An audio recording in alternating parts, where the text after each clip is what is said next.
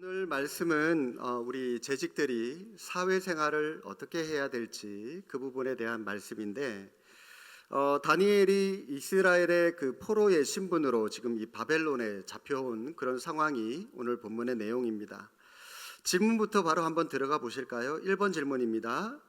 다니엘은 이스라엘 포로의 신분으로 바벨론에 잡혀왔습니다. 그럼에도 그는 바벨론 총리가 되기에 이르렀습니다. 이유가 뭡니까? 3절에 보십시오. 다니엘은 어떤 사람이었기 때문에 마음이 민첩하고 총리들과 고관들 위에 뛰어난 사람이었다라고 말합니다. 여러분, 이 고관들이 약 한 120명, 지방 고관들이겠죠. 한 120명이 있었고 그 위에 총리 3명이 있었습니다. 이 총리 3명 가운데 한 명이 다니엘입니다. 와, 여러분, 이 포로 신분인 이 사람이, 그죠? 식민지 출신인 이 사람이, 아니 자기 나라 사람들도 올라가기 힘든 그 지방 장관이 뭡니까? 이 총리까지 올라갔다. 이 대단한 거죠. 아마 여러분 그 5장 이 처음 부분에 이 말씀 첫 부분을 좀 보시면은 다니엘은 이 총리 3명 가운데도 유독 더 뛰어난 아마 선임 그 총리, 수석 총리가 되지 않았을까, 그런 생각을 해보고요. 다니엘 5장에 보면은 그 끝부분에 보면 바벨론 왕 벨살살이 죽고요, 메대 사람 다리오라고 하는 사람이 나라를 얻었다라고 하는 기록이 나오는데, 여러분 한 나라가 바뀝니다. 나라가 바뀌고 왕조가 바뀌는데, 그런데도 다니엘은 계속해서 총리로 그 일을 감당합니다. 한 62년인가요? 제가 이렇게 좀 횟수를 세려봤더니 62년인가 그렇게 총리직을 수행했던 사람이 다니엘이에요. 요즘 여러분 우리나라 총리 몇 년 해먹을 수 있죠? 금방 바뀌죠. 금방 무슨 이유인지는 모르겠습니다. 오래 못해요 아무튼. 그런데 자기 나라에서도 이렇게 오래 못하는데, 나라가 바뀌고 왕이 바뀌고 왕조가 바뀌었는데도, 원래 여러분 이 고대 시대에는 어떤 시대냐면 한 나라를 다른 나라가 쳐들어와서 점령을 했죠. 그러면 예전에 있었던 그 나라의 똑똑한 사람들은, 특히 고위직을 갖고 있는 사람들은 다 죽여야 돼요. 그게 당연한 겁니다. 왜요? 후환을 없애기 위해서. 이 똑똑한 사람들이 나중에 자기들끼리 모의하고 계략을 맺어서 다시 역으로 그 나라를 침공할 수가 있기 때문에 다 죽이는 게 그 당시에 일반적인 모습이었습니다. 그런데 다니엘은 죽지 않고 오히려 총리직을 계속해서 수행하고 있었다라고 하는 게, 그만큼 다니엘 개인이 지혜는 물론이고 정치적으로도 굉장히 탁월했구나라고 하는 것을 우리가 짐작할 수가 있는 그런 부분입니다. 2번 질문입니다. 다리오 왕이 다니엘을 높은 자리에 앉히고 막중한 임무를 맡기자 다른 신하들은 다니엘을 시기하여 고속거리를 찾으려 합니다. 그 결과 어떻게 됐습니까? 그리고 그 이유는 무엇입니까? 첫 번째, 그 결과는 아무 흠이나 아무 허물을 찾지 못했고요. 그 이유가 뭐라고요? 다니엘은 충성되어 그릇됨도 허물도 없었기 때문이다라고 성경이 말씀을 합니다. 앞서 말씀드렸듯이 자기 나라 사람들도 함부로 가질 수 없는 그 최고위의 관직을 저 식민지 출신인 저 다니엘이 받았으니, 다른 여러분 그 바벨론 출신의 그 관직에 있는 사람들이 120명하고 3명 중에 다니엘 빼면 122명이잖아요. 이 사람들이 다니엘을 얼마나 시기하고 얼마나 질투했겠습니까? 저놈 두고 보자, 저 자리에 계속 있으면 안 된다. 그래서요, 이 다니엘을 끌어내리려고, 죽이려고 이 고발할 근거를 얼마나 열심히 찾았겠습니까? 이 122명이 요즘 우리 현대 버전으로 얘기를 하면 아마 저 다니엘이 불법으로 땅 투기를 한 게 없나, 아들 병역비리 한 거 없나, 갑질한 거 없나, 논문 같은 거 표절한 거 없나, 막 하나부터 열까지 다 찾아봤을 거예요. 이 122명이 눈에 불을 켜고. 그런데 그 결과 어땠다고요? 답이 어디 갔죠? 아무 틈이나 아무 허물을 찾지 못했다. 결과가요, 여러분 깨끗했어요. 아무 허물이 없었다라고 말씀합니다. 여러분, 이게 믿는 우리가 세상 사람들에게 보여줘야 할 크리스천들의 모습인 줄로 믿습니다. 여러분, 이걸 보여줘야 돼요, 우리가. 3번 보실까요? 다니엘을 시기한 신하들은 기도 생활을 문제 삼아 그를 해칠 계교를 꾸몄습니다. 그 소식을 듣고도 다니엘은 어떻게 행동했습니까? 10절 말씀 보십시오. 어떻게 행동했다고요? 네, 예전처럼 이전에 하던 대로 하루에 3번씩 무릎을 꿇고 기도했다라고 말씀합니다. 여러분, 더 중요한 거는요, 이 10절 중간에 보십시오. 예루살렘으로 향한 창문을 열고, 이 부분 한번 여러분 볼펜 있으면 체크해 보십시오. 아니, 여러분, 기도하려면, 이전처럼 기도하려면 창문 닫고 하면 안 됩니까? 창문을 왜 열었어요? 여러분, 창문 열었다는 것은 내가 하나님께 기도하는 이 시간만은 절대로 내가 포기할 수 없다, 타협할 수 없다. 니들이 기도하는 내 모습 보고 죽이든지 말든지, 이 믿음의 자존심을 그가 끝까지 지켰다는 거예요. 창문을 활짝 열고, 닫고 해도 되잖아요. 이왕 할 거 아무도 못 보게 닫고 나만 그냥 살짝 그냥 무릎 꿇고 기도하면 되지 않습니까? 근데 창문을 활짝 열어놓고 기도했대요. 여러분은 그리스도인으로서, 크리스천으로서 여러분 직장에서 혹은 사업장에서 최소한 내가 이것만은 내가 절대로 저 집단하고 저 사람들하고 내가 타협할 수 없다, 타협하지 않겠다, 내가 최소한 신앙인으로 이것만은 지키겠다라고 하는 어떤 결단, 어떤 의지, 그런 거 있으신가요? 가지고 계셔야 됩니다. 믿는 사람이라면 우리는 분명히 이걸 가지고 있어야 됩니다. 제가 이 특별 새벽 예배를, 신년 특별 예배에 내년에 또 다시 한번 말씀을 드리겠지만, 말씀을 준비하다가 제가 읽게 된 글이 하나 있는데, 그때도 한 번 더 말씀을 드리겠지만, 어떤 글을 읽었냐면, 믿는 사람은, 성숙한 그리스도인들은 칭찬을 받든지 박해를 받든지 둘 중 하나다. 칭찬을 왜 받습니까? 신앙생활 잘하니까, 믿음생활 잘하니까 칭찬하는 사람들도 있겠지만, 또 반면에 믿음생활 잘함으로 말미암아 에이 그저 예수쟁이 그러면서 우리를 박해하고 핍박하는 사람들도 분명히 있어요. 칭찬을 하든지 박해를 받든지 둘 중에 하나가 있어야만 그 사람은 분명한 성숙한 신앙인의 모습이다라고 말을 한 누군가의 글을 제가 읽은 적이 있는데, 여러분은 어떠신가요? 칭찬받고 계십니까? 아니면 예수 믿는 것 때문에 박해받고 계십니까? 이것도 저것도 아니다 싶으면, 아니다 싶은 사람은 내가 아직 성숙이 덜 됐구나, 내가 아직 제대로 된 신앙인의 모습을 사람들에게 보여주고 있지 못하구나, 여러분 그렇게 보셔도 될 겁니다. 최소한 내가 신앙인으로서 이것만은 내가 당신들과 타협하지 않겠다, 이것만은 내가 목숨 걸고라도 지키겠다 라고 하는 그런 것을 여러분들이 가지고 있어야 된다라고 하는 겁니다.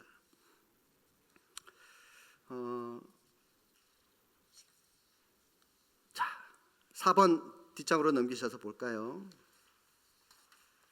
결국 하나님을 경외하고 왕에게 충성한 다니엘과 그를 시기하고 참소하던 바벨론 신하들, 각각 어떤 결과를 맞게 되었습니까? 다니엘은 사자굴에 들어갔는데도 불구하고 구원을 받았고, 신하들은 오히려 그를 모함한 신하들은 사자밥이 되었습니다. 그렇죠?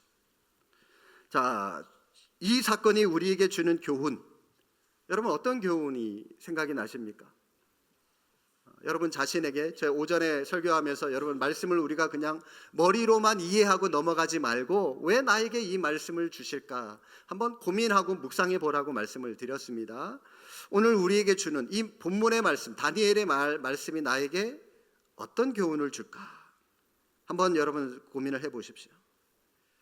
앞서 드렸던 이 질문들을 좀 바탕으로 해서 여러분들 이 답을 굳이 좀 정리를 하자면, 하나님과 사람들 앞에 여러분 우리의 평소 행실이 아무 그릇됨, 아무 흠도 없을 정도로 우리는 늘 정직하고 진실하게 직장 생활을 하셔야 됩니다. 그렇게 우리가 살아가셔야 되는 것이고요. 또 하나, 세상의 그런 직장 공동체의 어떠한 위협에도 불구하고 내가 타협하지 않겠다라고 하는 신앙인으로서 우리가 가져야 할 그런 믿음의 어떤 자존심을 우리가 지키고 살아간다면 하나님은 그런 충성된 일꾼을 틀림없이 하나님께서 그 사람을 뛰어나게 세워주시고, 보세요, 그랬더니 다니엘을 이 120명의 고관뿐만이 아니라 그들 위에 총리 위에 더 총리, 굉장히 뛰어난 그런 사람으로 하나님께서 다니엘을 세워주시고 그를 사용하지 않았습니까? 마찬가지로 하나님은 손해보는 것 같아도 그렇게 하나님의 말씀대로 살아가려고 몸부림치는 사람을 틀림없이 하나님은 많은 사람들 앞에 세워주시고 하나님이 그 사람을 통해서 영광을 받으신다라고 하는 것을 우리가 오늘 이 다니엘의 말씀을 통해서 살펴볼 수가 있으리라고 생각이 듭니다. 자, 재직의 사회생활에 대한 연구인데요. 1번, 세상을 이기는 그리스도인이라고 하죠. 사람은 이 땅에 사는 한 사회적 존재로서 다른 사람과 관계를 맺고 삽니다. 구원받은 우리 대부분의 삶도 교회 안에서의 생활보다는 교회 밖에서의 생활이 더 많은 부분을 차지하고 있습니다. 그리스도인의 사회생활은 그만큼 중요할 수밖에 없습니다. 세상 안에 있되 세상에 물들지 않는 크리스찬 재직으로 사는 것은 하나님의 뜻입니다라고 하는데, 자, 여러분, 세 가지의 내용이 나오죠. 우리는 세상을 이기는 그리스도인으로 재직으로 살아가려면 어떤 사람으로 살아가야 됩니까? PPT 한번 하나 답을 한 번씩 좀 찾아볼게요. 첫 번째는 무엇과 무엇이 일치하는 사람? 계속해서 쭉쭉쭉. 자, 1번. 자, 무엇과 무엇이 일치하는 사람일까요? 신앙과 삶이 일치하는 사람. 신앙과 삶이 일치하는 사람. 여러분, 우리는 요 지문에 나와 있는 것처럼 이중적인 신앙생활을 우리는 반드시 이겨내야 됩니다. 이 지문 한번 보세요. 중간에 보시면 그런데라고 하는 부분 나오죠. 교회에서는 너무나 마음 푸근한 집사님, 겸손하신 장로님이면서도 정작 사회에서는 성실하지 못한 직장인, 이웃을 배려하지 않는 아주머니, 마주하고 싶지 않은 상사, 이렇게 인식되어지는 경우가 종종 있습니다. 여러분들은 이런 평가를 받고 있지 않는지 여러분 자신의 모습을 한번 좀 생각을 해보셨으면 좋겠습니다. 대부분의 교회들이 교회 안에 어떤 재직들을 세울 때 장로, 안수집사, 권사 이런 재직을 세울 때 기준들이 있을 거예요. 우리 교회 같은 경우에도 제가 생각하고 있는 기준들이 있었는데 저는 저거를 제가 지금까지 사역해 왔었던 많은 그 부목사로 사역했었던 그런 교회들의 것들을 좀 따와 가지고요, 저만의 목회 철학을 두고 저렇게 기준으로 세웠는데, 그런데 제가 이렇게 올해로 이제 5년째 마무리되는 이 시점에서 내년에 이제 6년 차를 맞이하는데 이 시점에서 현재 여러분 기준들을 대부분의 교회를 보면 제가 제시한 것도 마찬가지겠지만 헌금이라든지 11조 부분, 주일 성수 부분이나 또 단순히 어떤 봉사, 경력, 어떤 것들을 봉사하고 있는지 이런 것들로 많은 교회들이 재직을 세우고 직분자를 세우는데, 그렇다고 그 교회가 제대로 돌아갈까요? 굳이 그런 기준으로 해서, 물론 그런 엄격하게 그런 기준을 세워서 거기에 합한 사람들만 피택을 하고 해서 한다면 교회가 돌아가는 교회도 분명히 있습니다. 그럼에도 불구하고 그런 사람들을 세웠음에도 불구하고 틀림없이 욕을 먹는 교회들도 분명히 있거든요. 왜요? 말씀과 이 신앙과 삶이 일치되지 않는 그런 사람들도 있기 때문에 그 소수의 사람들로 인해서 그런 욕을 얻어먹는 그런 경우도 있기 때문에, 그거는 여러분 그런 기준을, 이게 이런 기준들로 그 사람들을 뽑았다라고 하는 것이 절대 기준은 아니라고 하는 것을 우리가 알 수 있는 그런 대목입니다. 제가 제 나름대로 저런 기준을 세우기는 했었지만 저게 절대 기준은 아니구나라고 하는 것을 제가 다시 한번 이 재직 세미나를 준비를 하면서 우리 장로님들하고 물론 좀 협의를 하고 논의를 좀 해야 되겠지만 좀 더 깊이 고민하고 깊이 좀 더 의논을 해서 정말 우리 교회 재직들만큼은 하나님이 기뻐하시는 그런 사람들이 제시하고 사람들 눈에 보이는 이런 것들이 아니라 좀 하나님이 기뻐하시는 그런 기준 뭐가 있을까 좀 더 고민하고 기도해야 되지 않겠나라고 하는 그런 생각이 듭니다. 재직이 되고자 하는 그 사람의 어떤 성품이라든지 혹은 생활의 모습이라든지 믿음의 정도라든지 신앙관들이라든지 이런 것들이 더 분명한 그런 기준이 되어야 되지 않겠나라고 하는 그런 생각을 가져보게 되었습니다. 자, 그리고요 두 번째는 무엇을 따르는 자들이 되어야 됩니까? 성경적 가치관을 따르는 사람들이 되어야 됩니다. 성경적 가치관. 성경은 그리스도인들인 저와 여러분 우리를 향해서 뭐라고 말씀하시죠? 로마서 12장 2절에 이 세대를 본받지 마라 말씀하셨는데, 그렇다고 이 세대를 떠나라 도피하라 그 말이 아니라 세상이 추구하는 삶의 방식을 따르지 마라 라고 말씀을 하고 있는 겁니다. 여러분, 모든 일에는 세상 사람들에게는 세상의 방법밖에 없죠. 그러나 우리 그리스도인들에게는 세상의 방법 그리고 하나님의 방법 두 가지가 있어요, 우리에게는. 그런데 우리는 뭘 택해야 되죠? 하나님의 방법을 당연히 택해야 되죠. 이론적으로는 잘 알아요, 그죠? 그런데 우리는 세상의 방법을 많이 택합니다. 왜요? 세상 살아가는 사람들 보니까 그걸 택했더니 지름길이에요. 빨리 승진하고 돈도 많이 벌고 우리도 저렇게 살아야 되나? 지름길이에요. 그런데 여러분, 결국에는 하나님의 방법이 승리로 올라간다라고 하는 겁니다. 왜요? 이 세상은 종말에는 없어질 것이고 하나님의 나라는 영원하기 때문에 우리는 결국 영원한 것들에 초점을 맞춰야 우리도 영원한 삶을 살아갈 수가 있다는 겁니다. 그렇기 때문에 여러분, 이왕이면 세상의 가치관이 아니라 하나님 나라의 가치관을 쫓아 살아가야 한다는 것입니다. 정직해야 되고 탐심을 버려야 되고 이왕이면 내 것을 나누어 주는 삶을 살아갈 줄 아는 것, 이것이 우리에게 필요하다. 이것이 성경의 가치관을 따르는 사람의 모습이다라고 할 수가 있고요. 자, 마지막 세 번째는 또 우리는 어떤 사람이 되어야 됩니까? 소금과 빛이 되어야 된다라고 하는 것입니다. 소금은 크게 두 가지 역할을 하죠. 음식의 부패를 방지하고 또 하나, 맛을 내는데, 그죠? 여러분, 소금은 녹아져야 돼요, 맛을 내려면. 안 녹으면 소금의 맛이 안 납니다. 또 소금으로 인해서 부패가 방지되죠. 자, 여러분, 소금이 되라, 이 말이 뭘까요? 여러분이 소속된 직장에, 사회에 많은 어떤 부정부패들이 있을 수 있어요. 그런데 여러분이 소금의 역할을 제대로 감당한다면 그 공동체는 부패되지 않는다는 겁니다. 왜요? 여러분이 소금이기 때문에. 여러분으로 인하여 여러분이 속한 그 공동체가 정직합니까? 진실하려고 노력하고 있나요? 여러분, 그런 일들이 일어나지 않는다면 내가 제대로 소금의 역할을 감당하지 못하고 있구나 또 보셔도 되고요. 빛도 마찬가지입니다. 예수 그리스도의 복음의 빛을 우리는 반사체예요. 나를 통해서 그 사람들에게 드러나야 돼요. 보여줘야 돼요. 밝게 하는 것이 빛의 역할이잖아요. 세상은 어두워요, 그죠? 타락하고 죄성으로 인해서 어두워요. 그런데 내가 그 공동체의 그 소그룹에 들어감으로 말미암아 나로 인해서 그 어둡고 혼란스러운 분위기가 환해져요, 밝아져요. 우리가 그런 빛과 소금의 삶을 살아가야 되는 겁니다. 이런 말이 있더라고요. 배가 있죠. 배는 물 위에 있을 때 그 배의 진면목이 드러납니다. 근데 물이 배 안으로 들어오면 어떻게 됩니까? 물이 배 안으로 들어오면 그 배는 침몰하죠. 우리도 세상 안에 살아가지만 세상과 구별되면서 살아갈 때 크리스찬으로서 우리는 진면목을 보여주면서 살아갈 수 있는 겁니다. 그런데 여러분, 우리 안에 세상의 문화와 세상의 문명이 우리 안에 들어오면 그 사람 인생은 침몰합니다.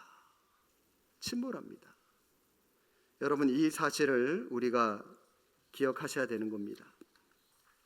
자, 그리고 또 한 번 더 보시면 성공적인 재직의 사회생활 보시기 바랍니다. 직장에서의 생활인데요. 직업은 하나님께서 우리에게 주신 생계수단입니다. 나에게는 행복을 주며 이웃에게는 섬길 수 있는 통로가 되고 하나님께는 영광을 돌리는 그런 수단이 된다라고 하는 건데, 자, 하나씩 간단하게 좀 보겠습니다. 첫 번째, 직업에 대한 소명의식을 가지십시오. 소명의식. 내가 하고 있는 이 일이 하나님이 주신 일이야, 하나님이 시키신 일이야 라고 하는 분명한 그런 소명의식을 갖고 계셔야 됩니다. 또 하나, 두 번째는요, 자신의 일을 취미화하십시오. 이 말이 무슨 말이냐면 내가 하고 있는 일을 즐기라는 거예요. 행복을 누리라는 겁니다. 제가 전에도 여러분들에게 좀 한 여러 차례 말씀을 드렸는데 한 번 더 이 즈음에 좀 직업하고 관련된 부분이기 때문에 말씀을 좀 드리겠습니다. 제가 청년부 사회 갈 때 청년들이 저한테 제일 많이 물었던 게 뭐냐면 두 가지인데요. 하나는 직업, 하나는 결혼.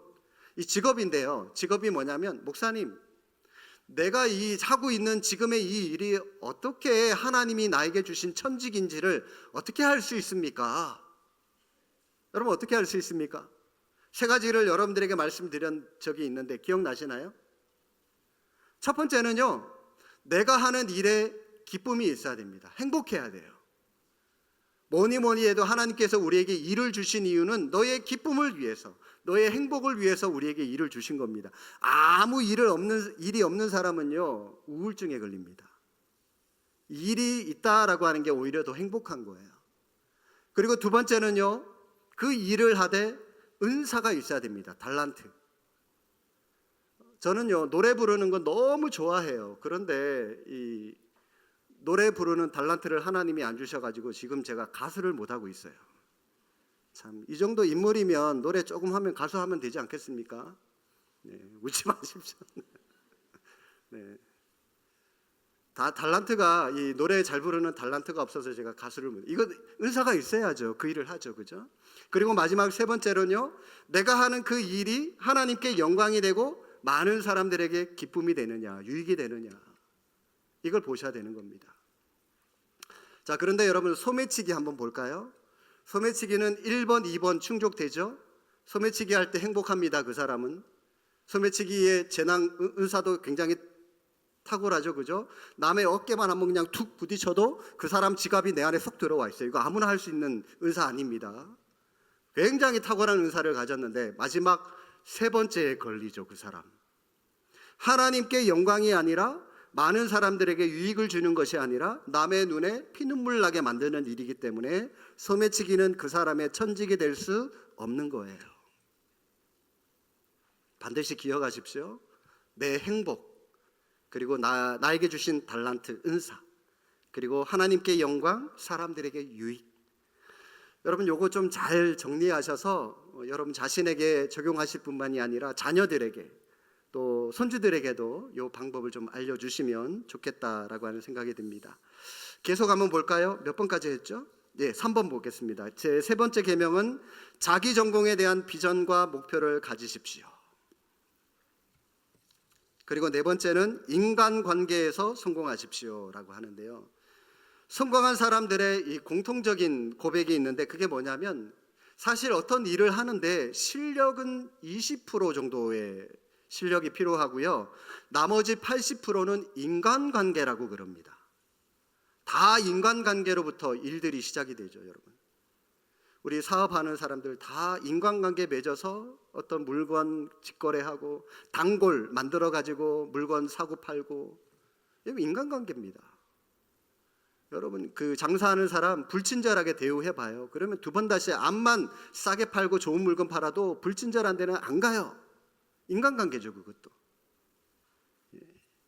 인간관계가 중요하다라고 하는 것. 그리고 5계명 정직, 성실, 근면함으로 일하십시오. 누가 보든 안 보든 늘 코람데오, 하나님 앞에서 하는 일이다라고 하는 마음을 가지고 성실하게 하실 필요가 있고요. 6번째, 직장 내 신앙의 갈등을 극복하십시오. 뭐 주일 성수 문제라든지 뭐 술 문화 같은데 동참하는 그런 부분들 여러분 잘 극복을 하셔야 될 것 같고요. 7번째, 부단히 자기 개발에 힘쓰십시오. 여러분이 하고 있는 그 일의 전문가가 되십시오. 지난주에 제가 그 베드로 대성전 성전 짓는 사람들 그 얘기 주일날 설교했을 때 말씀 들어서 아시겠지만 처자식 먹여 살리려고 이것밖에 내가 할 일이 없어가지고 그렇게 여러분 대성전을 짓는 게 아니라 하나님의 영광을 위해서 이 웅장하고 아름다운 성전을 짓는 그런 자부심으로 내가 그 일에 동참하고 있습니다라고 말을 했던 마지막 그 속공의 말처럼 여러분 우리도 이왕이면 내가 하는 그 일을 돈 때문에 처자식 먹여 살리려고 그 일을 하는 것이 아니라 내가 그 일의 전문가가 되어서 많은 사람들에게 유익을 주리라 그런 마음을 가지고 우리가 일을 하는 모습이 필요하다 할 수가 있습니다. 그리고 8번째, 스트레스를 정복하십시오. 여러분 우리가 직장 생활하면 뭐 마냥 좋은 일만 있나요? 이 대인관계 어떤 뭐 이런저런 일 속에서 불거지는 많은 일들이 있겠죠. 그 일들로부터 여러분들이 좀 자유할 수 있도록 그 스트레스를 정복할 수 있도록 여러분들이 여러분만의 어떤 방식을 만드셔서 극복하셔야 됩니다. 그리고 9번째, 직장과 동료를 위해서 기도하십시오. 여러분 우리 목회자들을 위해서, 우리 장로님, 안수집사, 권사님들을 위해서, 우리 함께 있는 믿음의 동력자들을 위해서 여러분들이 기도하겠지만 여러분 우리 교회 성도들만, 가족들만 위해서도 기도하지 마시고 여러분 직장의 상사들, 또 동료들 그런 분들을 위해서도 함께 여러분들이 나오셔서 기도하셔야 됩니다. 그리고 마지막 10번째입니다. 직장과 가정과의 조화를 이루십시오. 요즘 뭐 워라밸이 많이 필요하죠. 적당하게 일도 하고 적당하게 가정도 돌볼 줄 아는 그런 모습들을 요즘 젊은 많은 사람들이 찾고 또 그런 직업을 구하고 하는데 우리에게도 그런 모습이 필요하다 할 수가 있습니다. 자, 이웃과의 생활, 평소 우리의 이웃에 대해서 어떤 태도를 가져야 할까요? 그들에게 필요한 것은 무엇보다 그리스도의 복음입니다. 이 복음을 전하기 위해서 말과 행동으로 본이 되는 사람. 자, 밑에 보시면 맨 하단에 그리스도인이 경계해야 될 4대 언행 불일치가 있는데 한번 제가 1번 그러면 한번 쭉 한번 같이 따라 읽어주시면 감사하겠습니다. 1번, 천국만 소망하며 삽니다 라고 말하면서 과도한 재물욕을 갖는 것. 자, 2번, 주님 위해 일생을 바치겠습니다 라고 말하면서 십자가를 지지 않는 것.